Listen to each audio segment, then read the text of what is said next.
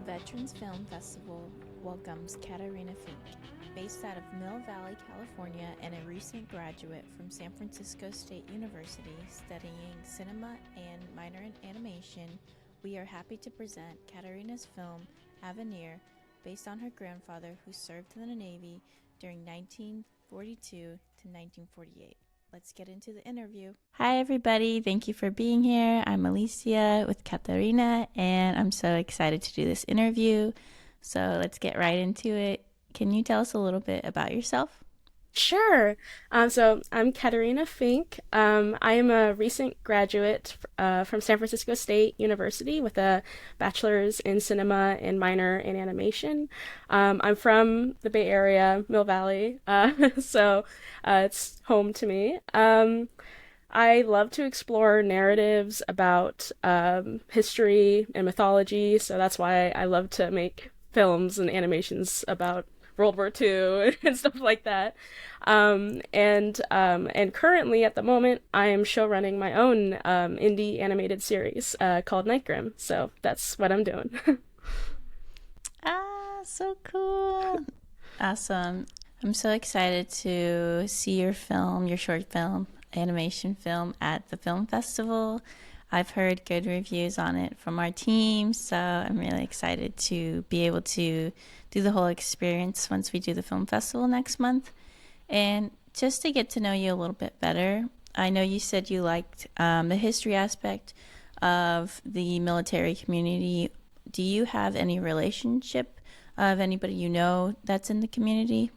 I do. I haven't personally served in the military, but I have a whole lineage of family members who have.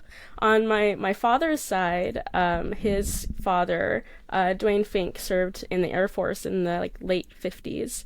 And then my great uncles served in the Navy around the same time during the 50s. And then on my mom's side, her mom was one of the first women to serve in the Women's Marine Corps Reserve during World War II. And then, of course, Wow. the film that I made is about my grandfather, my mom's father, who was in the Navy from 1942 to 1948, and he saw action on D-Day, and afterwards he went on to serve in the Pacific. Oh my gosh. Yeah, large connection with the military service. Thank you so much for being able to, tell your grandfather's story through your creativity and the way you want to express his story and his experience. I'm so excited to be able to share that. And so cool about all the insightful connections that you've had with other family members as well. Just nice to see, you don't have to be serving in the military to have an appreciation for someone who has served. So thank you for being a representative in that aspect. And you spoke a little bit about, again, your history of loving it and how you did school for animation. So can you get into a little bit of detail of, when did you start becoming interested in film, or maybe your journey throughout college? What was that like? Sure. I kind of grew up in a very cinematic family, so movies have always been a very important aspect of my life. Between my dad doing a lot of movie effects makeup and my mom being an opera singer, it felt like I kind of grew up in a theater. So I feel Wow. like I was always destined to do something along those lines. So I kind of I think the basis of why I wanted to be a filmmaker is I love telling stories, especially stories that people can relate to. And so ever since I was little, I loved to write books, which, they weren't amazing, but the passion was there. And then over the years, I started to draw a lot, and animation kind of is the combination of, telling really fantastic, amazing stories while also drawing, and Mhm. and I think animation, it has beautiful ways of visual storytelling that live action doesn't do. So that was around high school. I was like, this is what I want to do. I don't want to do anything else. So yeah, that's kind of how I decided to get into filmmaking. Wow, that is so cool. Makeup, theater makeup, and opera, and like your creativity of drawing. Like, I also come from a very creative family, so it's so cool to see the combination. And I'm sure that we'll be able to see that when we watch your film too. Like you said, just like being able to express even more creativity than you can in like live film. So Mhm. that is so cool and very, very exciting to see the combination of this creativity that you guys have all put together. And okay, so you started being interested in film when you were little. Do you remember, or that creativity, what age that was? Or you said you were in high school. Can you give us like age timelines of what that was? Sure. It's kind of hard with like how much I love movies because it's just I feel like it's in my bloodstream. It's just, I Mm-hmm. kind of grew up with it. But I think deciding I wanted to go into the industry was definitely probably around 2016, 2017 because I started really getting into animation as a hobby. Well, I started with video editing back in Uh, 2012. I did little music video edits, and then in around 2014, so that at that point I was 13, I started doing animation as like a hobby, and it grew beyond a hobby. It became something I really wanted to do. So I'd say definitely early high school. so cool. I don't know, just being able to put that age range of like 13 is like so inspiring for anybody who's that age. Like my nephew's like 10 right now, so it's cool to Oh, see, the beginning of your journey and you going to school for it also and just like leading to where you are now. I would be very proud of you, of thank you. yourself if I were you. I definitely feel very Um, blessed right now for where I am at the oh, moment. yeah, so cool. Can you tell me a little bit? You started to learn on your own at an early age. What do you think was most helpful when you went to college for animation? What do you think you was most valuable of what you learned there? I think a few things for sure. It was nice to like get actual advice from professionals that worked in the industry, and they not only knew how to animate, but they knew how to work in the industry, how to get into the industry, and gave me a lot of tips on how to put together a portfolio and how to put together a resume and to certain things like that. Even to the point of I asked one of my professors, should I go and get a master's or where should I go get a master's? And gave me advice on that. So it goes even beyond the technique of animation. So I definitely with that, but also even with the techniques, it's just really nice. YouTube videos are great if it's just a hobby, but if you're really Mm-hmm. going into the industry, you want those, the 12 principles of animation. You really want that actual professional guidance if you really are serious about it. So I'd say definitely those two main things. Oh, yeah, being able to just have that like instant feedback as well, Hmm. something you can't get with YouTube. So Yeah. yeah, it's cool to see you learn from so many like on your own through YouTube, through outside of school, in school, Hmm. networking. So that's really awesome to see. Yeah. And I want to ask a little bit more about the film that you're presenting. Can you tell us? I know you said a little bit about it in the beginning. Can you elaborate on the journey of starting it and what inspired you?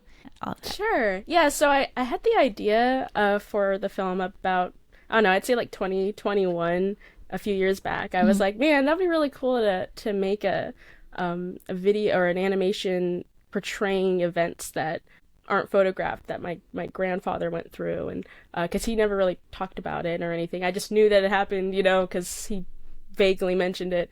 And Mhm. so I kind of, but I didn't really know if I could fit it into my schedule at that time to make it. So, because I had like work and I was still in college doing my general ed and stuff like that. So I kind of put in my little idea box and saved it for later. And then skip forward a few years later, which would be at the beginning of this year, or, well, the end of last year, beginning of this year. It was thesis time for my animation Mhm. minor, and I was trying to think of what to do. And so it came to me. I was like, oh, this is the perfect time to do that film because another thing is that my grandpa always wanted to see me graduate high school. And Of course, he wasn't able to. So by kind of dedicating my thesis film to him, it kind of felt like he was there with me as I graduated university. So that, it just felt right to do that. So back in November of last year, I started archiving research. I went to the orphanage that he grew up at and did a lot of sketches, and just a lot of research. It was very fun. And I learned a lot about him, and I asked my mom a bunch of questions. She brought out his old military records for me and everything, and it was amazing. So it was really, really, I learned a lot. So and then from there I started making concept art, and I started on my thesis early because I knew that it was due at the end of spring. So and then I finished it, and I think it's going well. I think people like it. Oh my gosh, that is so cool. I think just being able to watch the film on its own, it's a beautiful creation. Tyler, who's on the team who picked one of your films, he just had really good feedback on yours. And so for me, being able to hear how this research and, being able to tell this story and everything you did in order to make it happen, it's so insightful and it's really encouraging. It just connects you so much more to the overall project. And you're actually the second person I've interviewed that this film is a final project. But I love this idea because, like you said, a few years ago, it was only an idea. And then being able to have all the tools and resources that you have now, you were able to do, in-depth research with connecting with your family, where he's been, and being able to feel more connected to him as as a granddaughter and just as a family member. That is so beautiful. So thank you so much for being able to share that. That just makes me very excited. I know you just shared a lot about it, but for anybody who's going into watching your film, is there anything that you would want to tell your audience or let them know about before watching it? I'd say well, even though it's dedicated to my grandpa, I also wanted to honor all veterans with it. And so there's a certain narrative, visual narrative piece that you might recognize when you watch it that kind of serves as that honor to veterans. And I think even on a broader scale, it's for people who feel hopeless, feel like they don't have a future. And I want to instill hope in people that, there's a reason why you're here, and you do have a future. So keeping that in mind, and that, there's hope in life. So that's kind of what I hope people get out of it when they watch it. So wow, that is so beautiful and powerful. I think the idea of film in general just gives so much connection to anybody who's watching it. And like you said, being able to tell a story, some people can find themselves in it and relate to it. So I think that's a beautiful mission that you have, and I really appreciate you sharing that with us. And we're going to wrap it up here, but I do want to leave our audience with a connection if anybody wants to connect with you. So where can we find you? Where can we connect with you? Sure. I'm on Twitter, I'm on YouTube, and I'm under the artist name Kitty K Studios, both with K's. And if you just type that in, all my stuff comes up. I also have a portfolio website. It's kittykstudios.card.co. So just Kitty K Studios, that's me. Oh, so cool. Well, I want to thank you so much for your time today. And everybody, we're going to link that information in the bio. And if you can't make it to LA, go ahead and go to our film festival on November 14th and 15th. And we're just so excited for this event. So thank you for your time. And we're going to head out. Bye.